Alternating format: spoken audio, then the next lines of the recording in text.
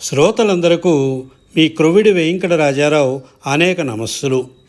ఈ వారం నేను మీకు వృకాసురుని కథ వినిపిస్తాను, వినండి. విన్న తరువాత లైక్ చేయండి, ఛానల్ని సబ్స్క్రైబ్ చేసుకోండి, మీ బంధుమిత్రులకు షేర్ చేయండి, మీ సూచనలు కామెంట్ల రూపంలో ఇవ్వండి. సరే, ఇక కథ వినండి. పూర్వం వృకాసురుడని ఒక రాక్షసుడు ఉండేవాడు. వృకము అంటే తోడేలు. అది సాధి జంతువుల్ని మృంగేసే క్రూర మృగం.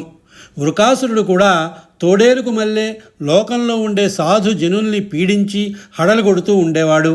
ఇలా ఉండగా ఒకనాడు వాడికో దుర్బుద్ధి పుట్టింది. చచ్చు మనుషుల్ని, చచ్చు దేవతల్ని బాధ పెడితే ఏముంది, నేను ఏడిపించదలుచుకుంటే మహాదేవుడని పిలిపించుకుని గొప్పగా తిరిగే ఆ శివుణ్ణే ఏడిపించాలి అనుకున్నాడు. అదే సమయానికి నారద మహర్షి ఆ దారిని వచ్చాడు.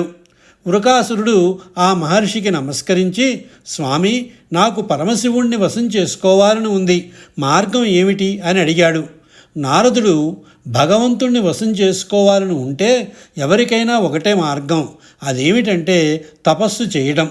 చాలా శుచివై ఉండి దీక్షతో తపస్సు చేయి, శివుడు ప్రత్యక్షమై నీకు వరాలిస్తాడు అని చెప్పి తన దారిని వెళ్ళిపోయాడు. వృకాసురుడు సరే అని చెప్పి నదిలోకి వెళ్ళి స్నానం చేసి తపస్సు చేశాడు. ఎన్నాళ్ళకి శివుడు ప్రత్యక్షం కాలేదు. ముక్కు మూసుకొని ఉత్తుత్తి తపస్సు చేస్తే లాభం లేదని తలచి ఒక క్రొత్త పద్ధతిని కనిపెట్టాడు. ఒక పెద్ద హోమగుండం తయారు చేసి తన శరీరంలోంచి మాంసఖండాలు కోసి ఆ గుండంలో వేయటం మొదలుపెట్టాడు. అయినా శివుడు ప్రత్యక్షం కాలేదు. తన శరీరంలో మాంసం అంతా కోసి గుండంలో వేసిన శివుడు ప్రత్యక్షం కాకపోవటం చూసి వృకాసురుడికి ఇంకా పట్టుదల ఎక్కువై ఒక సాహసం చెయ్యబోయాడు. ఏమిటంటే తన తలనే నరుక్కొని హోమం చెయ్యాలని. అందుకు సిద్ధపడ్డాడు కూడా. ఇదంతా కనిపెడుతున్న శివుడు ఇక ఆలస్యం చెయ్యలేదు. తక్షణం ప్రత్యక్షమై, వృకాసుర, నీ సాహసానికి మెచ్చుకున్నాను, లేవయ్యా ఇంకా. అయ్యో పాపం, శరీరంలో ఉన్న మాంసం అంతా కోసి హోమం చేసేసావే, నేను అనవసరంగా ఆలస్యం చేశాను. అయితేనేమిలే, వచ్చానుగా, ఇప్పుడు ఏం వరం కావాలో కోరుకో అన్నాడు. ఏం వరం కావాలో వృకాసురుడు మొదటే ఆలోచించుకున్నాడు. స్వామి, మీరు నాకు దర్శనం ఇవ్వటమే చాలు, నాకు వరాలెందుకు, అయినా మీరు కోరుకోమన్నారు కనుక కోరుకుంటున్నాను.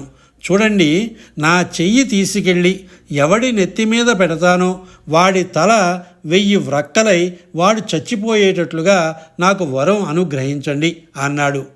వాడి కోరిక వినేటప్పటికీ శివునికి ఆశ్చర్యం వేసింది. ఇదేమిటి వెర్రివాడు, ఇంత శ్రమపడి తపస్సు చేసి చివరకు నేను ప్రత్యక్షమై వరం కోరుకోమంటే ఇలాంటి వరం అడిగాడేమిటి అనుకున్నాడు శివుడు. ఉండబట్టలేక, ఇదేమిటోయ్ ఇలా కోరావు అని కూడా అడిగి చూశాడు. అందుకు వృకాసురుడు, వరం అడగమన్నావు కనుక అడిగాను, ఇవ్వటం ఇష్టం లేకపోతే ఇవ్వలేనని చెప్పి పోరాదా అన్నాడు. నేను వరం ఇవ్వలేకపోవడమేమిటి, ఇచ్చాను, పుచ్చుకో, నీ కర్మం ఎలా ఉంటే అలా అవుతుంది అని చెప్పి శివుడు వాడు కోరిన వరం ఇచ్చేసి వెళ్ళిపోబోయాడు. తక్షణమే వృకాసురుడు వెకిలి నవ్వుతూ, ఏమయ్యోయ్ మహాదేవా, ఆగు, ఈ వరం నీ కర్మంకాలే ఇచ్చావు, నిన్ను ఏడిపించటానికే ఈ వరం కోరుకున్నాను, ఆగు, నా చెయ్యి మొదట నీ నెత్తి మీద పెట్టి ఈ వరప్రభావం ఎలాంటిదో పరీక్ష చేస్తాను అంటూ శివుడి మీదికి దుమికాడు. ఇది చూచి శివుడు హడిలిపోయాడు.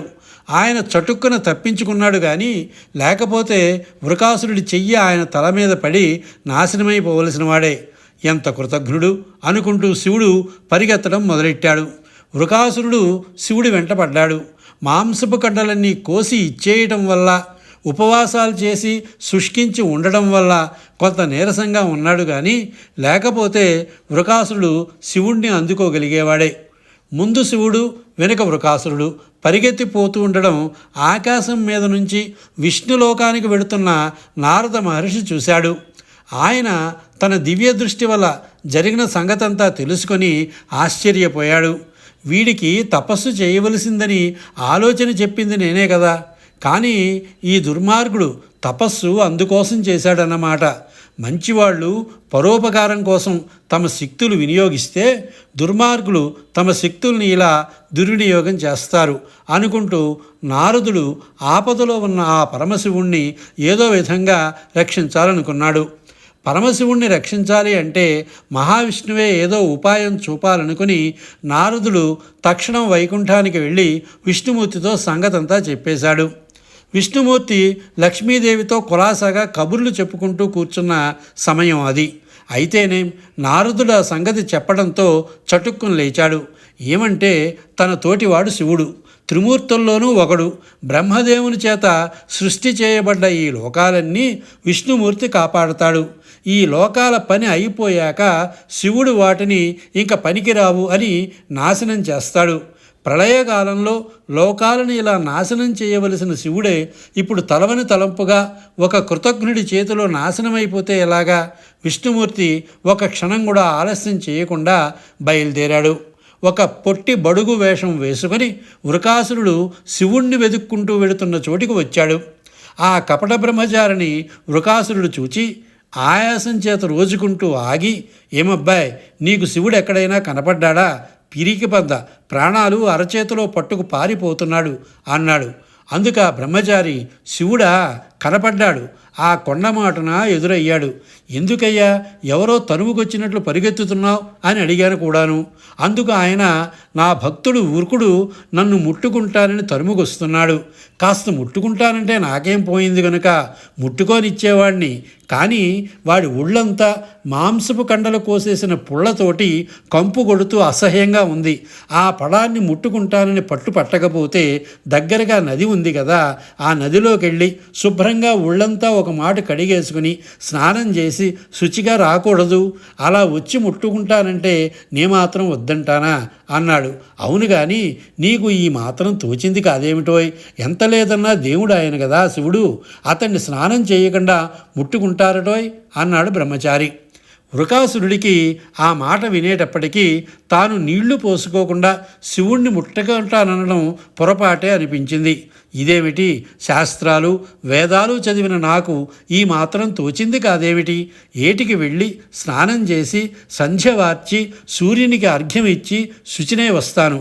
అప్పుడు శివుడు తనంత తానే వచ్చి ముట్టుకోవోయ్ అంటాడు. గోళ్లతో తీరిపోయేదానికి గొడ్డళ్ళు తేవడం ఎందుకు అని ఆలోచించి నదికి వెళ్ళి కంఠం లోతు వరకు దిగి మునగటానికి ముందు జుట్టుముడి విప్పుకుందామని చెయ్యి తలపైకి పోనిచ్చాడు. ఇంకేముంది, శివుడు ఆ దుర్మార్గుడికి ఇచ్చిన వరం ఇట్టే పని చేసింది. తక్షణం వృకాసురుడి తల 1000 వ్రక్కలై వాడు నాశనమైపోయాడు.